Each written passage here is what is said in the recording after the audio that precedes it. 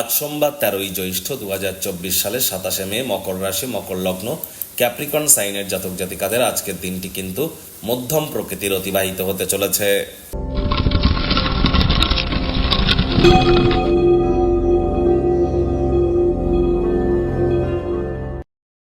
শুরুতেই স্ক্রিনে আপনারা দেখতে পাচ্ছেন মহাদেবের রুদ্র গায়ত্রী মন্ত্র, ওম তৎপুরুষায় বিদ্মহে মহাদেবায় ধীমহি তন্ন রুদ্র প্রচোদয়াৎ। এটি আপনারা সকাল দুপুর সন্ধ্যা 3 বেলা 108 বার করে জপ করুন, না পারলে 21 বার বা 7 বার করে জপ করুন।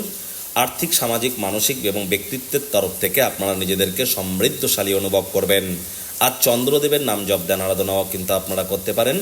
আর হ্যাঁ, যদি সম্ভব হয় তাহলে অবশ্যই আজ শিবজির মন্দিরে গিয়ে শিবলিঙ্গের উপরে সরিষার তেল দিয়ে অভিষেক করতে পারেন। আজ নিরামিষ খাদ্য খাবার খান, সাদা রঙের বস্ত্র পরুন। যাদের চন্দ্র দুর্বল তারা কিন্তু মায়ের পায়ে হাত দিয়ে প্রণাম করতে যেন ভুলবেন না। এবং চন্দ্রদেবকে কিন্তু আপনারা দুগ্ধ অর্পণ করতে পারেন, প্রভূত পরিমাণে উপকৃত হতে পারেন। অথবা দুধের সর বা মালাই মেখে তারপর স্নান। ভাগ্য মিটার আজ আপনাদের বলছে 5 আউট অফ 10, ভাগ্য আপনাদের অনুকূলেই থাকবে। সুতরাং দিনটি কিন্তু চড়াই উতরাইয়ের মধ্য দিয়েই অতিবাহিত হতে চলেছে। কোনো প্রকার নেতিবাচক অনুভূতির আশ্রয় ভুলেও যেন নেবেন না। হতাশা কিন্তু আপনাদেরকে গ্রাস করতেই পারে। আজ পরসমালোচনা, পরচর্চার আশ্রয় নিলেও কিন্তু ক্ষতি। আজ মানসিক চাপের কারণে শারীরিক অসুস্থতাও কিন্তু দেখা দিতে পারে। দিনের শুরুটা যোগব্যায়াম, ধ্যান, প্রাণায়ামের মাধ্যমে করুন, তবে অর্থগত ব্যাপারে আয় ইনকাম বাড়বে। আজ কিন্তু বাড়তি কিছু টাকা কড়ি উপার্জন করবার জন্য ক্রিয়েটিভ থিঙ্কিংকে কাজে লাগান।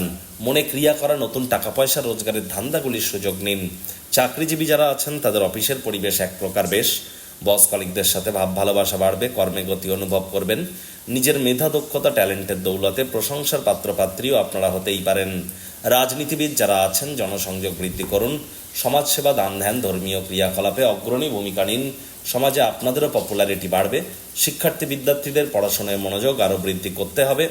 উচ্চশিক্ষার জন্য যারা বিদেশ যাত্রার কথা ভাবছিলেন, ভাগ্যদেবী কিন্তু আজ আপনাদের পক্ষে নেই।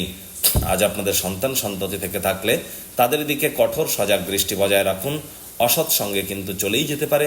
চোখে চোখ রেখে খুব ইজিলি মিথ্যে কথাও বলে দিতে পারে। প্রেমিক প্রেমিকা, স্বামী স্ত্রী, ভালোবাসার মানুষের চরিত্র নিয়ে সন্দেহবাতিক যেন হবেন না।